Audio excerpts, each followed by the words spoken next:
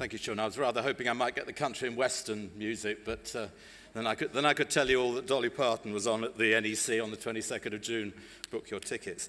Anyhow, good morning. It's good to be with you and to have heard the earlier sessions, and thank you for inviting me, because I think this is a very important as well as an interesting time for the UK shale and gas industry. And I've been asked to speak to you about the local government perspective on shale gas exploration. As chairman of the cross-party Local Government Association, leading local government, this is a subject which we've watched with interest as it's moved up the political and social agendas over the last 12 months.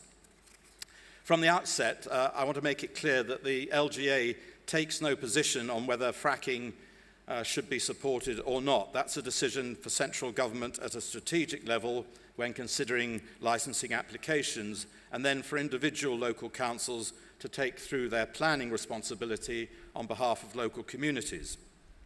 Our interest is ensuring that those local communities see the benefits from any operations in their areas, hopefully as, to use the earlier terminology, good neighbours, maybe as boring neighbours, but not as bad neighbours. The UK faces multiple challenges in securing future energy sources that are reliable, affordable, and clean. Within that wider debate around energy supply, shale extraction could have an important role to play. Energy costs are going up, and that is a priority for the people that we collectively serve, whether as residents or consumers, creating a hotly debated social and political subject. After all, whilst the economy is starting to recover, the daily cost of living remains high, and it will continue to do so for the foreseeable future. In short, the economy may be showing signs of improvement, but people have yet to feel this in their daily lives. The cost of energy will therefore continue to have an impact on households, both in the terms of their quality of life and of fuel poverty. Energy costs affect local economies by impacting on businesses, particularly smaller startups and manufacturers. And then there are the wider social issues that councils have responsibilities for, such as public health and supporting vulnerable and frail people in their own homes, where energy supply and the associated costs have a real impact. That's why councils have for some time been active at the local level in finding ways to bring down the cost of energy and providing leadership on generation. Kettering Council, for example, is working with the private sector partners to deliver Kettering's low-carbon energy park.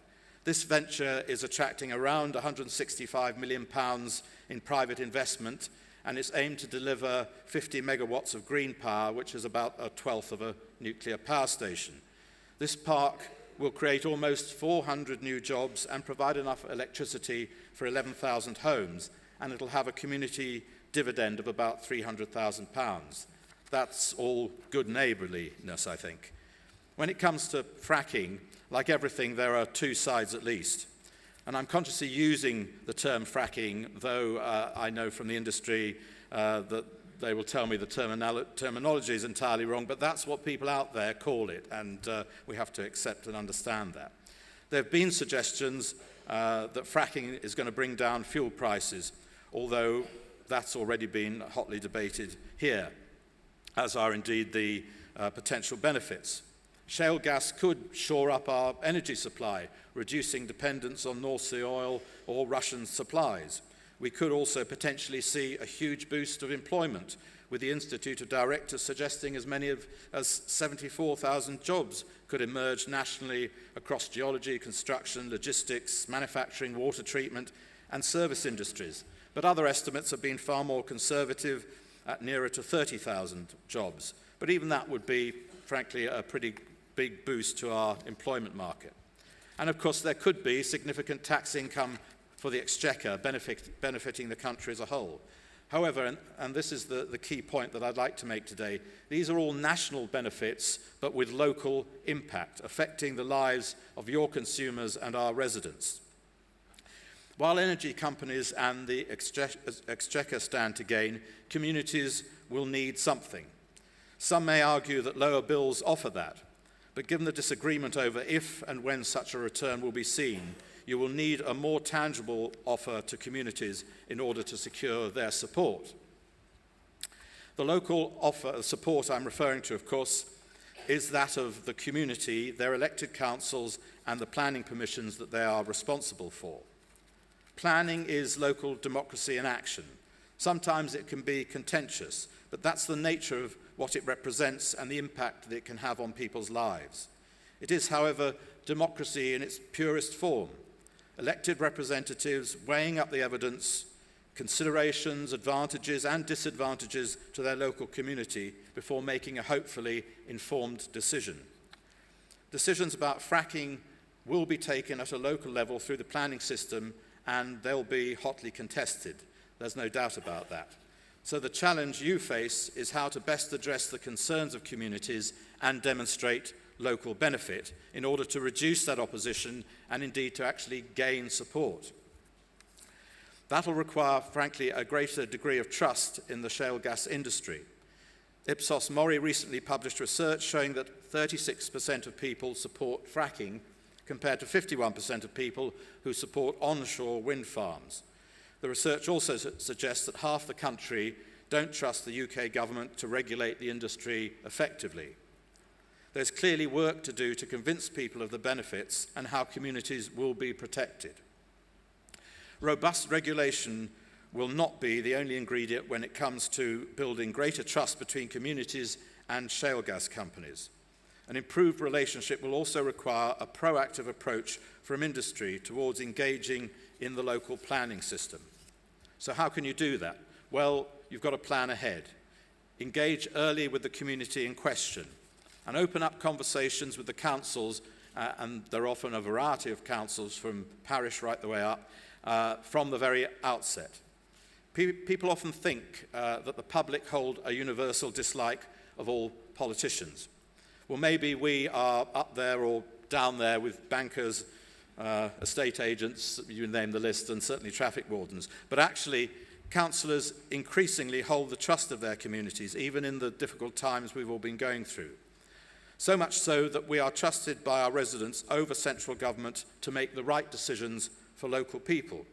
Earlier this month, a survey by the Institute of Public Policy Research found that voters think that local politicians tell the truth more often than MPs and ministers.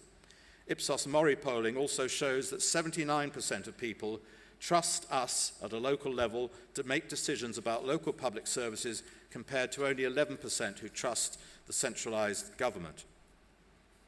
It's therefore going to be crucial that you work with local government and use that comparative trust, that local and visible accountability to help drive forward your operations and planning applications. You need to engage with local decision takers, and Rob Hull's earlier presentation shouldn't be just relatively hidden away at your trade conference, but it should be at mine in Bournemouth in July, so that local community leaders can actually hear the facts from experts. There's nothing really new about this approach that I'm talking about.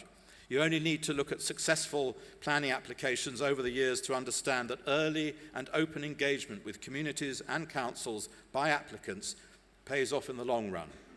One excellent example is, of course, Witch Farm in Dorset, which is home to the largest onshore oil field in Western Europe in one of the most environmentally sensitive areas of the United Kingdom, but which actually enjoys solid local community support. The efforts made by the owners of the oil field, Perenco UK, with the local council have been essential to ensuring this support, particularly when, in 2012, Perenco applied to Dorset County Council to extend the duration of 39 existing planning permissions through to 2037.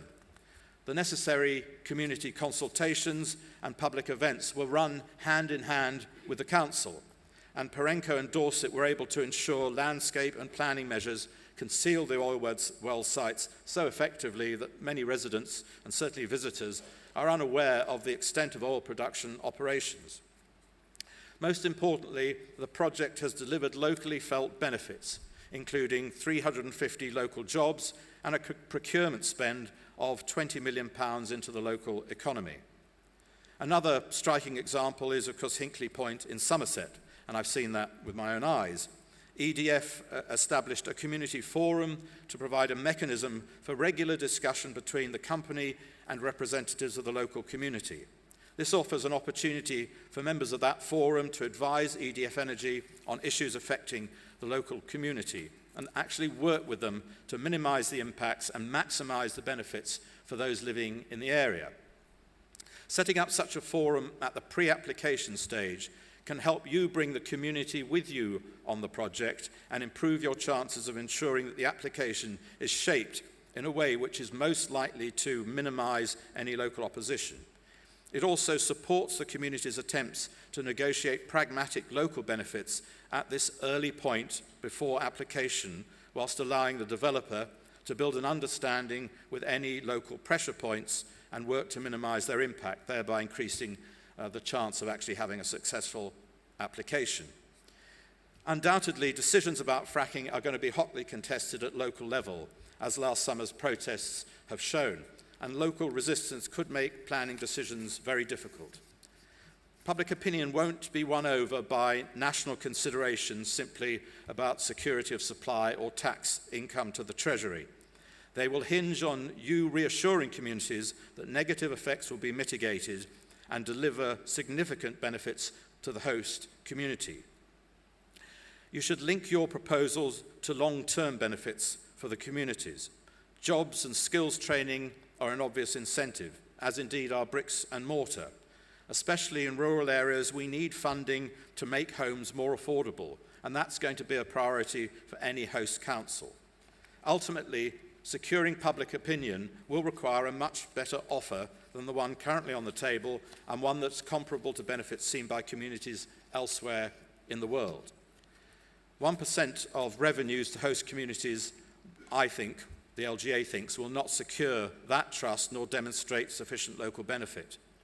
Beyond the UK, local communities in other countries are getting a better deal, and United Kingdom communities are increasingly aware of this, irrespective of the detailed arguments. And I'd strongly encourage you to reflect seriously on an improved offer to local communities that would support your attempts to drive down opposition by demonstrating tangible local benefit. If a better offer is possible, then get it agreed sooner, not dragged out of the industry some way down the line when frankly it's too late to win sensible people's hearts and minds. This is a very exciting time for energy policy and for the shale gas industry, reminiscent of the early days of wind, although some may argue with far more potential. But you will need to convince people you are serious about joint approaches. Talk with the communities affected by your work. Engage with the host council and its leadership from the outset, and build understanding about what you would like to do, why, and how. Remember that the role of councillor is to provide leadership on all local matters, including the future of energy policy in their area, and to champion the interests of their residents, ultimately your consumers. Embrace that by working with the council. Shale gas could be part of our future energy supply, but you'll need to engage constructively with local government in order to strike the right deal for all involved: industry, local government, and our collective customers. Councillors' expertise lies in finding ways through contentious situations, particularly those related to planning issues. Work with the council to find a mutually agreeable way forward if that is possible. This will be critical if you're to reduce that local opposition. Think about the benefits you can offer the community. They'll want to see sustainable advantages to welcome long-term production into their area. As I say, this means jobs, affordable homes, robust infrastructure, ultimately schools and the like. Community trust will be critical and can help you achieve that. Join your vision to that of the council, and together you can build a better future for local areas. Thank you very much.